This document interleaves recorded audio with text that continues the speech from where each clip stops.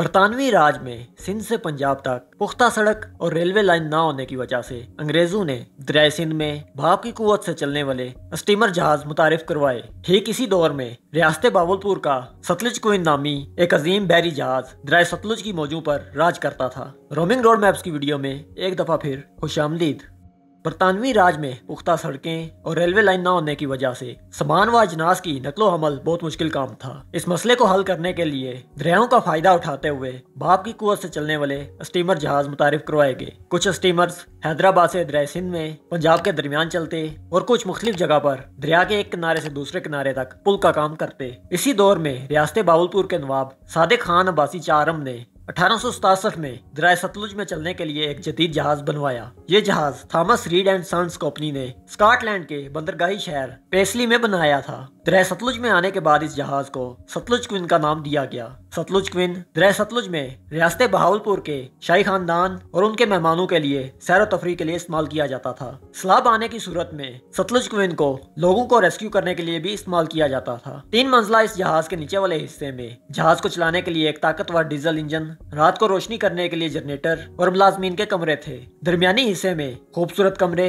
एक रेस्टोरेंट, खाने पीने और बैठने के लिए जगह मौजूद थी और सबसे ऊपर कप्तान का कमरा था जिसमें जहाज को चलाने वाली चरखी लगी हुई थी और एक साथ छोटी सी मस्जिद भी थी और बाकी तीसरी मंजिल पर खुली जगह थी। दरियाए सतलुज में अरसा दराज तक सतलुज क्वीन का राज रहा। क़याम पाकिस्तान के बाद 1960 में सिंध तास माहिदे के बाद दरियाए सतलुज की गोद सुनी हो गई तो रियासत बावलपुर के नवाब सादिक खान अब्बासी पंजम ने सतलुज क्वीन हुकूमत पाकिस्तान को दे दी। हुकूमत पाकिस्तान ने सतलुज क्वीन को दरियाए सिंध में डेरा गाजी खान और मुजफ्फरगढ़ के दरमियान एक किनारे से दूसरे किनारे तक एक पुल के तौर पर इस्तेमाल करना शुरू कर दिया और इसका नाम बदलकर इसे इंडस क्वीन का नाम दिया। दरमियानी मंजिल से कमरे और रेस्टोरेंट खत्म कर दिया गया। नीचे वाले हिस्से में औरतों के लिए और दरमियानी हिस्से में मर्दों और सामान के लिए जगह मुख्तस कर दी गई। कुछ अर्सा बाद इंडस क्वीन को कोट मिठन और चाचड़ा शरीफ के दरमियान पुल के तौर पर इस्तेमाल करने के लिए मुंतकिल कर दिया गया। तकरीबन 1980 के आसपास इंडस क्वीन में आग भड़क उठी जिसके बाद इसका ज्यादातर हिस्सा जल गया और इंडस क्वीन अपनी असल हालत खो बैठा। इंडस क्वीन को दोबारा तैयार किया गया